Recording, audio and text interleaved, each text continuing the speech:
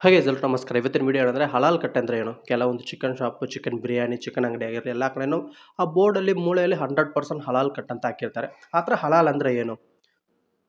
ಹಲಾಲ್ ಅಂದ್ರೆ ಈಗ ಮಾಮೂಲಿ ಕೋಳಿ, ಕುರಿನ ಹೆಂಗ್ ಸಾಯಿಸ್ತಾರೆ ಹೇಳಿ? ಹಂಗೆ ಕಟ್ ಮಾಡ್ಬಿಟ್ಟು ನಮ್ಗೆ ಗೊತ್ತಿರೋ ಪ್ರಕಾರ ಚಾಕು ಎತ್ಕೊಂತಾರೆ, ಹಂಗೆ ಕಟ್ ಮಾಡ್ತಾರೆ ಸತ್ತೋಗುತ್ತೆ. ಅದೇ ನಮ್ಗೆಲ್ಲಾ ಕಡೆನೂ ಗೊತ್ತಿರೋದು. ನಮ್ಮ ಊರ್ ಕಡೆ ದೇವಸ್ಥಾನ ಆಗಿರಲಿ ಎಲ್ಲ ಕಡೆನಾಗಿರಲಿ ಹಂಗೆ ಮಾಡೋದು. ಬಟ್ ಹಲಾಲ್ ಕಟ್ ಅಂದ್ರೆ ಹಂಗಲ್ಲ.